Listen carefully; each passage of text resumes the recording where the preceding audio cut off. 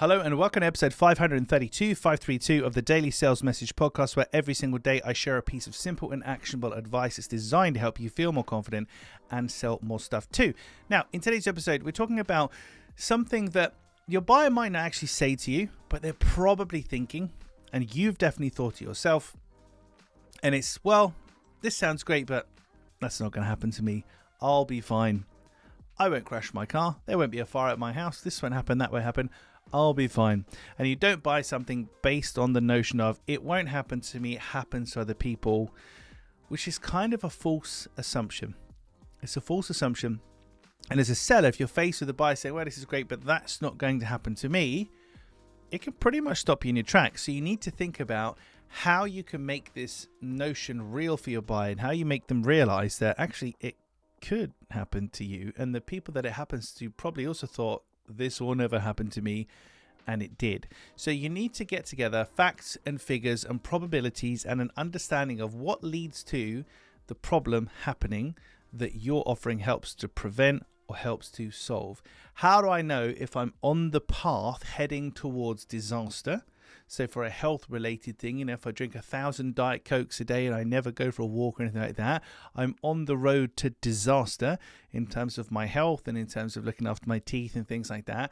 So how do you signpost the road to disaster? Road to disaster sounds like a great name for like a book, doesn't it? How do you signpost the road to disaster for them so they can identify, hang on a minute, I thought it wouldn't happen to you. Actually, everything I'm doing is leading me to that point. I need to be very, very careful here. So there's a road to disaster, and there's also trigger points. So before things go wrong, other things kind of happen. So before things go wrong, other trigger points and things happen. What does that look like? And I suppose these are like signposts on the road to disaster, as it were. What does that look like? So then I can understand, oh, hang on a minute. Did you say blah, blah? I've done blah, blah. Well, then you're more likely to be affected by the issue. Really? I didn't know that. I didn't think that was going to happen to me because blah, blah. Well, there you go. You're kind of on the road to disaster there. Be careful. Here's how we can help you. There we go.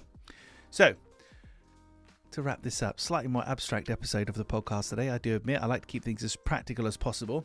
But think about the problem that you solve for your buyer. What does that road to disaster look like? So how do they know that they're on their way towards disaster, but they're probably dismissing it and just saying to you, it doesn't happen to me, it won't happen to me, it happens to somebody else. It's up to us to educate our buyer. Always the burden of proof lies with us. Right, that's it for this episode of the podcast. Tomorrow in episode 533, we're talking about a usage list.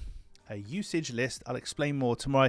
You'll have definitely seen this done before. Maybe you've just not heard it called that before, but you've definitely seen this done before. So I'll explain more then. In the meantime, thank you for your time and attention, for listening or watching all the way to the end. I do appreciate it. I'll catch you tomorrow for hopefully a more practical edition of the Daily Sales Message.